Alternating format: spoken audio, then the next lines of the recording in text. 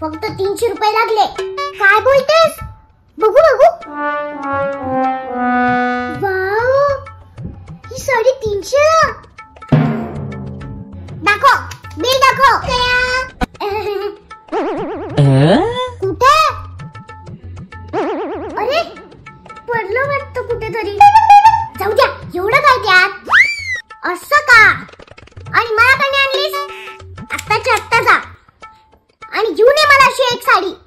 काय? शी, काहीतरीच काय बोलताय सासूबाई. तुम्हाला मी अशी रस्त्यावरची साडी अजिबात देणार नाही. काय रेप्युटेशन राहील तुमच्या मैत्रिणींमध्ये.